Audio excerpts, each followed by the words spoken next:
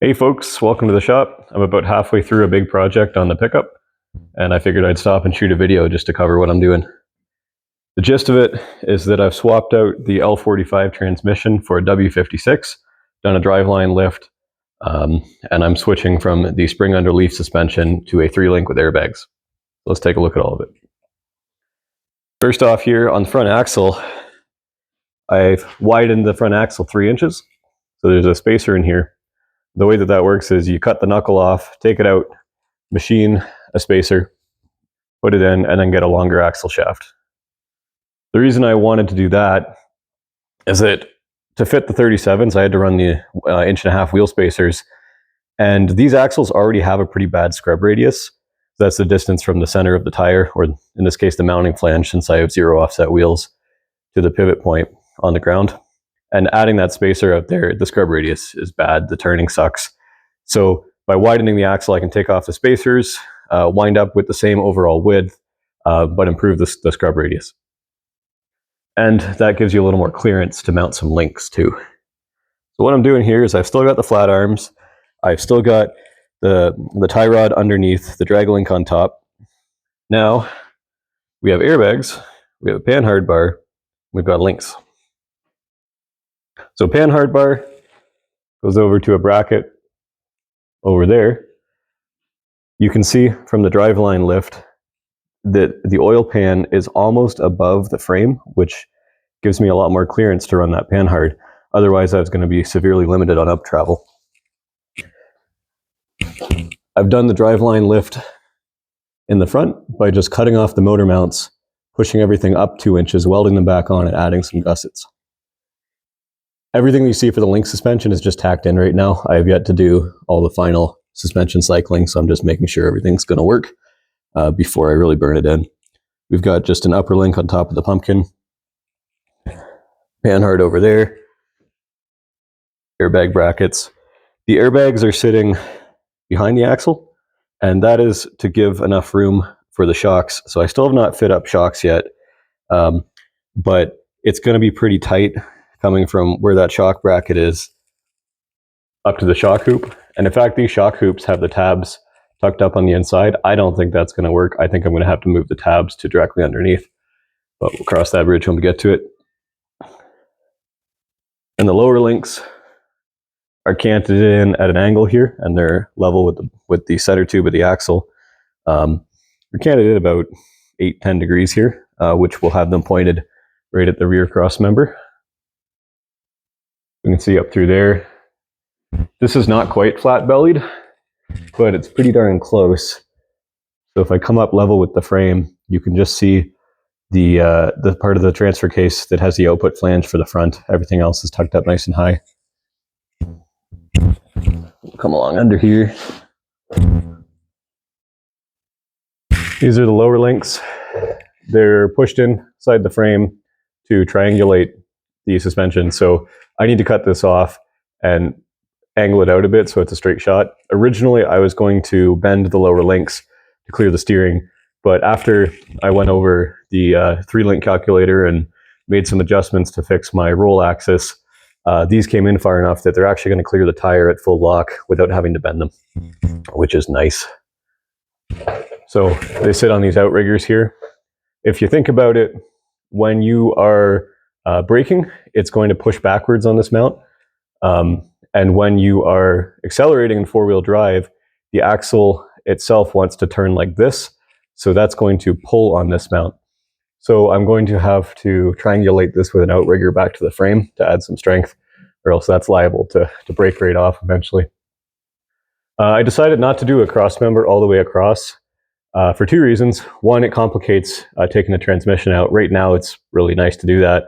And the other one is the drive shaft actually comes up, or will come up above where this mount is. So the cross member would have to come way up around it anyways. So annoying to fabricate and annoying to fit and not that useful. This way, I'm hoping it's going to be strong enough for what I use it for without being too cumbersome to do maintenance on. This upper link bracket, which was tacked on, it just came right off. According to the 3-link calculator, it actually wants to sit above the floor to get the maximum amount of, or to get the lower amount of anti-squat. So I've got it sitting about an inch above the floor when it is tacked in place. And you see it's got 3 adjustable holes on it, each are an inch apart. And those holes will let me hit 110%, 85%, or 60% anti-squat. And then there are 2 holes that I can use on that bracket, which bump it up or down 10%. So once I have this all together, I should be able to test drive it and set the suspension characteristics where I want. Now, the hardest thing to set up was the roll axis, because there's just not a lot of room to put stuff where it needs to go.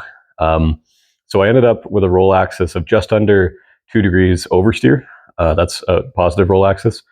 So the first setup I had was around 6.5 degrees. And although I haven't driven anything like that, I feel like that's more than you would want to be acceptable. There's some numbers posted on Pirate 4x4 where people have said that that feels pretty drifty on the highway. Now, I will be able to adjust the panhard a little more and maybe get it down to about 0.7 positive degrees. And I think that that's definitely going to be good enough. Let's move back a little more here.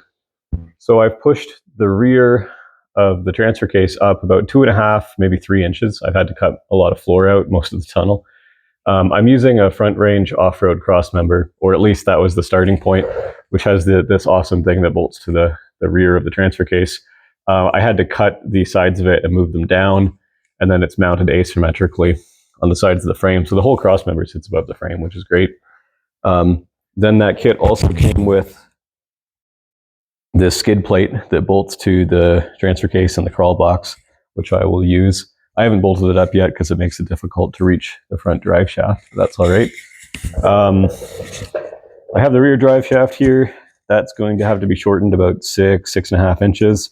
I'm waiting to do that till I have the truck on the ground so I can get the fully drooped length and the compressed length, and then set the slip yoke so that it's right for that. I'll cut it, I'll tack it together, then I'll take it to my drive shaft shop to get balanced.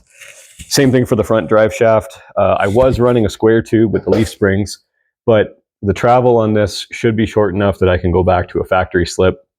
And I'm not going to use a CV in the front because this is quite a long drive shaft. I will be able to use a single U-joint on each end. So I'm actually reusing the front U-joint that I took off of the rear drive shaft, which is pretty rad. What's next? So I also had to cut the exhaust up because this cross member is where the exhaust wanted to be. The exhaust is going to have to come under this cross member, and I notched this piece so that the exhaust can go in there.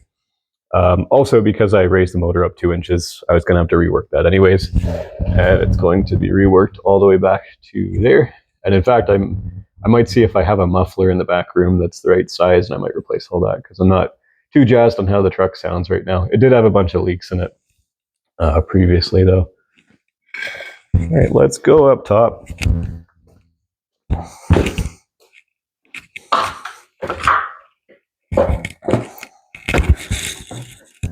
So up top, it's looking pretty rough right now. I had to cut out pretty much the whole tunnel to make this fit, especially around the bell housing. When you lift the engine 2 inches, it wants to interfere with everything, obviously. I had to cut out the fuel lines because for that section of floor, that's where the fuel lines run. So I'll have to switch that probably to some braided line with some AN fittings and reroute it above the frame rail. Then I'm going to have to remake this tunnel to cover all that.